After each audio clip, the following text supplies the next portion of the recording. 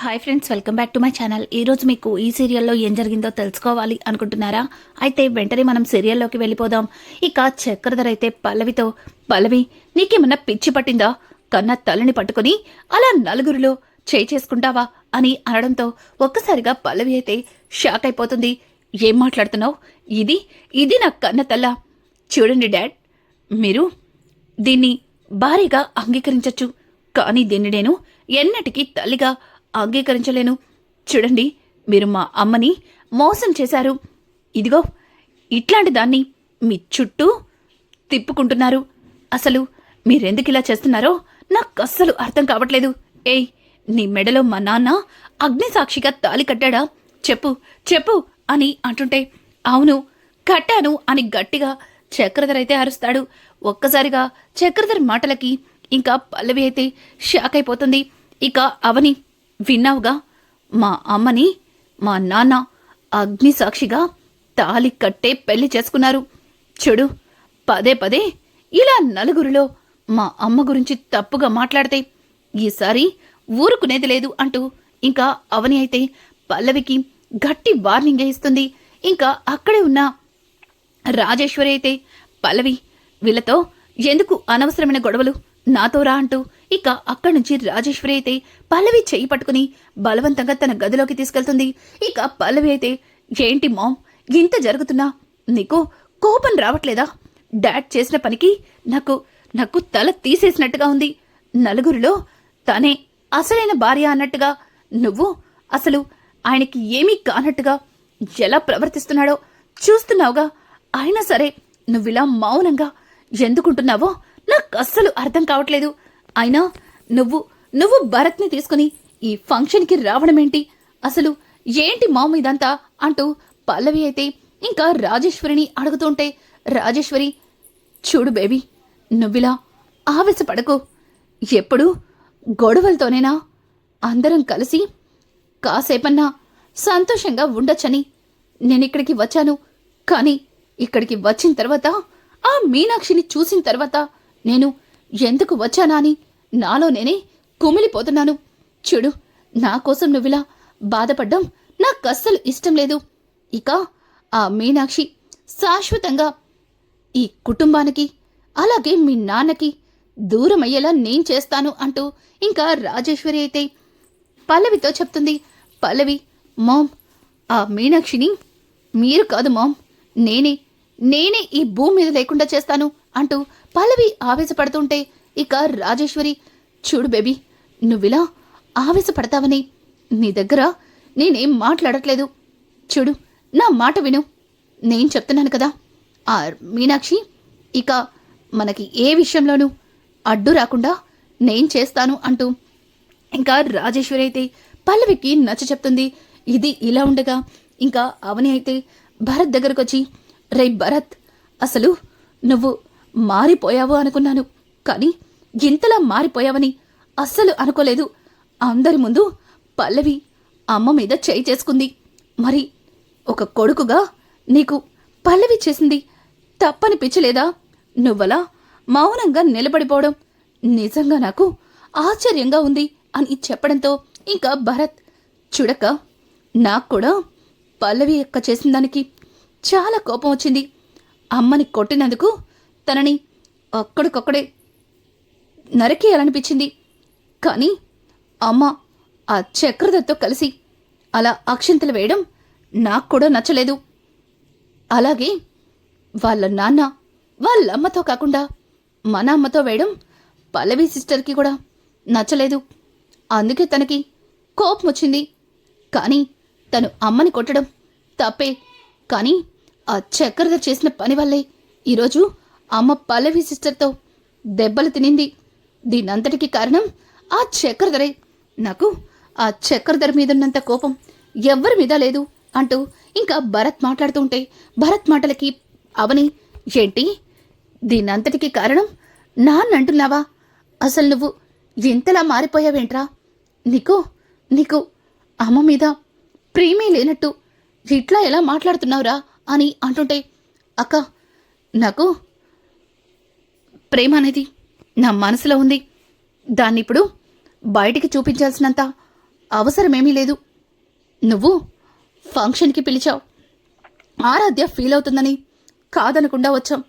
ఇక్కడికి వచ్చిన తర్వాత అడుగడుగున రాజేశ్వరి అమ్మకి అవమానాలు ఎదురయ్యాయి. తను ఎంతగా బాధపడిందో నాకు తెలుసు. తనని బాధ పెట్టడానికి మమ్మల్ని ఇక్కడికి పిలిచావని నాకు అర్థమవుతుంది అంటూ ఇక భరత్ అయితే అక్కడి నుంచి వెళ్ళిపోతాడు. వీడేంటి నిజం తెలియకుండానే రాజేశ్వరి పిన్ని మీద ఎంత ప్రేమను పెంచుకున్నాడు. చిన్నప్పటి నుంచి ఎంతో కష్టపడి పెంచిన అమ్మ గురించి వీడిలా ఎందుకు మాట్లాడుతున్నాడు అని చెప్పి ఇక అవని అయితే భరత్ చాలా మారిపోయాడు. భరత్ ఎప్పుడో చేయి దాటిపోయాడని నాకిప్పుడే అర్థమవుతుంది అని చెప్పి అవని అయితే చాలా బాధపడుతుంది. ఇంకా ఇదిలా ఉండగా జరిగింది తలుచుకొని మీనాక్షి అయితే బయట కూర్చుని తనలో తను బాధపడుతూ ఉంటుంది. ఇంతలో అక్కడికి రాజేశ్వరి అయితే వస్తుంది. ఏంటి ఇక్కడున్నావా? నీకోసం ఇల్లంతా చూస్తున్నాను అని అనడంతో ఒక్కసారిగా మీనాక్షి షాక్ అయిపోతూ ఇక రాజేశ్వరి వైపు చూస్తుంది. ఏంటి అలా చూస్తున్నావు? ఈ రాజేశ్వరి నిన్ను వెతకడమేంటా అనే కదా? అవును, నిన్ను వెతుక్కుంటూనే వచ్చాను. నీ వల్ల నా భర్త దూరమయ్యాడు.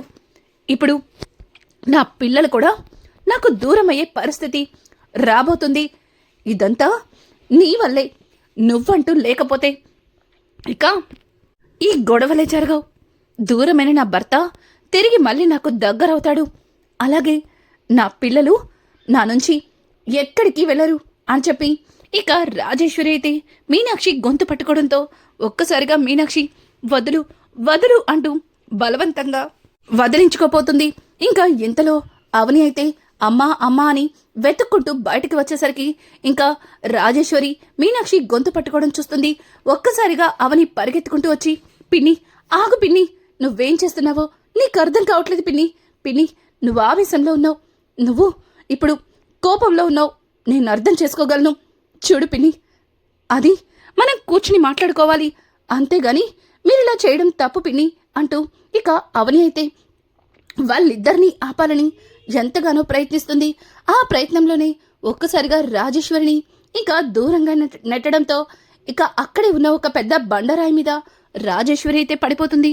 ఒక్కసారిగా రాజేశ్వరి చాలా రక్తం పోయి అక్కడికక్కడే స్పృహ కోల్పోతుంది. ఇంతలో అవని పల్లవి పరిగెత్తుకుంటూ వస్తుంది. మామ్ మామ్ అంటూ ఇంకా రాజేశ్వరి వైపు చూస్తుంది. ఇక అవని కూడా చాలా భయపడుతుంది.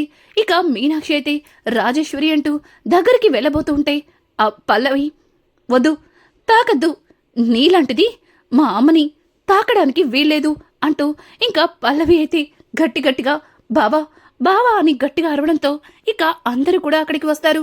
బావా మా మా మా మామ్ కళ్ళు తెరవట్లేదు బావా, నాకెందుకో భయంగా ఉంది బావా అంటూ ఇక పల్లవి అయితే చాలా భయంగా ఏడుస్తూ ఉంటుంది. ఇంకా అందరూ కూడా హడావుడిగా రాజేశ్వరిని హాస్పిటల్కి అయితే తీసుకెళ్తారు. ఇంకా హాస్పిటల్లో డాక్టర్ గారు, ఏంటి తలకి చాలా బలంగా గాయం తగిలినట్టుంది, చాలా బ్లడ్ లాస్ అయినట్టుంది, త్వరగా ఐసీయూలోకి తీసుకెళ్ళండి అంటూ ఇక డాక్టర్ గారు అయితే రాజేశ్వరిని ఐసీయూలోకి తీసుకెళ్తారు.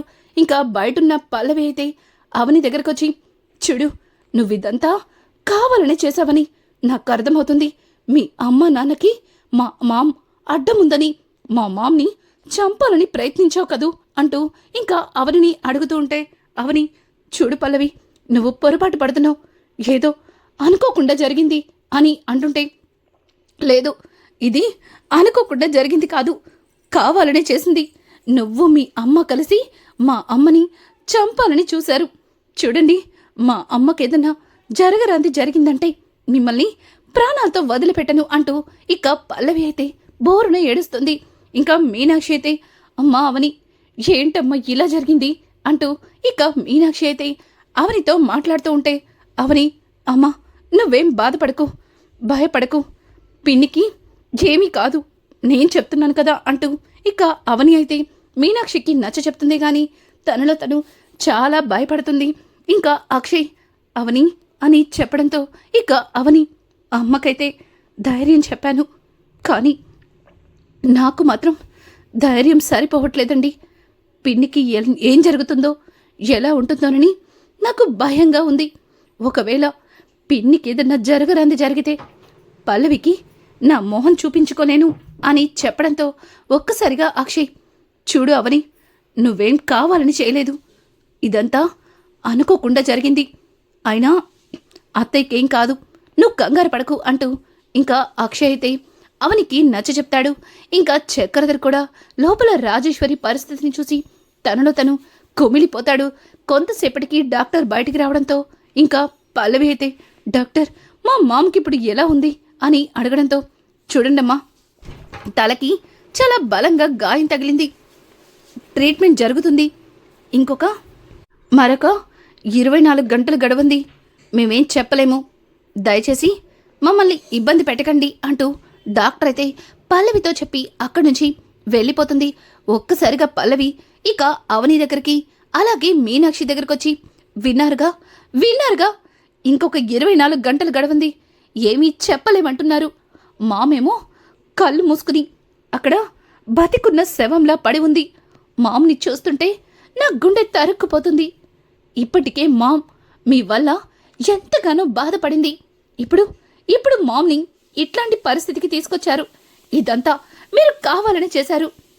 అత్తయ్య, ఏంటత్తయ్య, మీరేం మాట్లాడరేంటి, మౌనంగా ఉంటారేంటి, మామ్కి ఇట్లాంటి పరిస్థితి తీసుకొచ్చిన అవనిని అలాగే వాళ్ళమ్మ మీనాక్షిని మీరు ఏం అడగరేంటి అని చెప్పి ఇక రాజేష్ పార్వతిని నిలదీస్తూ ఉంటే పార్వతి కూడా మౌనంగా తల దించుకుంటుంది.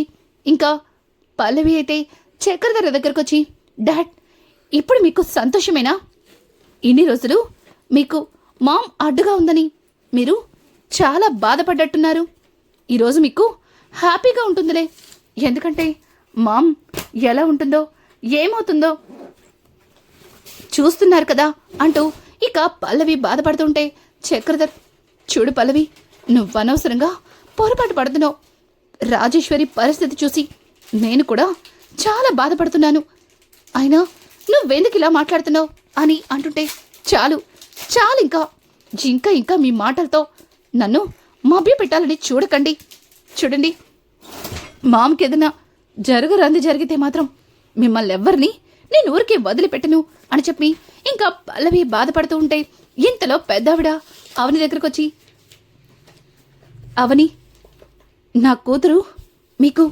ఏం అన్యాయం చేసింది, మీ అమ్మకి భర్త నా అల్లుడే అని తెలిసిన మరుక్షణం నా అల్లుడిని కూడా వదులుకుంది, కానీ నా కూతుర్ని నువ్వు మీ అమ్మ కలిసి చంపడమేంటే అని అంటుంటే, అయ్యో అమ్మమ్మగారు, లేదమ్మమ్మగారు, లేదు, నేనెన్నటికీ అటువంటి పని చెయ్యను, లేదు అని మాట్లాడుతూ ఉంటే, చాలు, ఇక నువ్వేం మాట్లాడద్దు, నా కూతురు అడ్డుగా ఉందనే కదా నువ్వు మీ అమ్మ కలిసి నా కూతుర్ని చంపాలనుకున్నారు, చూడండి, నా కూతురు ఏం పాపం చేసిందే నా కూతురికి ఇట్లాంటి పరిస్థితిని తీసుకొచ్చారు, అల్లుడు గారు ఏం మాట్లాడరేంటి, నా కూతురు ఈరోజు అట్లాంటి స్థితికి రావడానికి ఒక విధంగా మీరే కారణం, మీరు దూరమయ్యారు, తన పిల్లలు కూడా తనకి దూరం అవుతారని నా కూతురు ఇట్లాంటి పరిస్థితికి వచ్చింది అంటూ ఇంకా పెద్దావిడైతే చాలా బాధపడుతూ ఉంటే ఇంతలో ఇక భరత్ కూడా అవనితో, ఎందుకమ్మా ఇలా చేశావంటూ ఇక మీనాక్షిని అడగడంతో ఒక్కసారిగా మీనాక్షి, భరత్, ఏం మాట్లాడుతున్నావురా, నేను చేయడం ఏంటి అని అంటుంటే, అంతే కదమ్మా, ఎక్కడ రాజేశ్వరి అమ్మ ప్రాణాలతో ఉంటే ఆ చక్రధర్ని నీ నుంచి దూరం చేస్తుందని భయపడే కదా నువ్వు రాజేశ్వరి అమ్మని చంపాలని చూసావు అని అంటుంటే ఒక్కసారిగా మీనాక్షి అక్కడికక్కడే కుప్ప కూలిపోతుంది. ఇంకా అవని అయితే భరత్ చెంప పగలగొట్టి, రేయ్, అమ్మనడిగే ప్రశ్నలేనా ఇవి అని అంటుంటే, చూడు, ఇదంతా నీ వల్లే జరిగింది, నువ్వే అమ్మకి లేనిపోనివన్నీ చెప్పి అమ్మలో లేనిపోని ఆశల్ని రేపావు, అందుకే అమ్మ ఇంత తప్పుడు నిర్ణయం తీసుకుంది అంటూ భరత్ మాట్లాడుతూ ఉంటే ఇక అక్కడే ఉన్న చక్రధర్, రే భరత్, నువ్వు మీ అమ్మతో మాట్లాడుతున్న సంగతి మర్చిపోతున్నట్టున్నావు అని అంటుంటే, చూడు, నువ్వు నాతో ఏం మాట్లాడద్దు. అసలు దీన్నంతటికీ కారకుడివి నువ్వే. నీ వల్ల ఈరోజు రాజేశ్వరి అమ్మకి అటువంటి పరిస్థితి వచ్చింది. అలాగే మా అమ్మ ఇంత పెద్ద నిర్ణయం తీసుకోవాల్సి వచ్చింది. ఇదంతా నువ్వు మా జీవితంలోకి రావడం వల్లే అంటూ ఇంకా భరత్ అయితే చక్రధర్ని చెడమడ తిడుతుంటాడు. ఇంకా అవని అయితే, అమ్మా నువ్వు వాడి మాటలేమి పట్టించుకోవద్దమ్మా, వాడేదో తెలియక మాట్లాడుతున్నాడు అని చెప్పడంతో, లేదవని, ఇంతకుముందు వాడు నిజంగానే తెలియక మాట్లాడుతున్నాడు అనుకున్నాను. కానీ వాడు అన్నీ తెలిసే మాట్లాడుతున్నాడు. వాడికి మీ నాన్న మీద కోపం ఉండొచ్చు, కానీ నా మీద వాడికి ఎంతో ప్రేమ ఉందనుకున్నాను. కానీ వాడు ఎలా మాట్లాడుతున్నాడో చూసావుగా.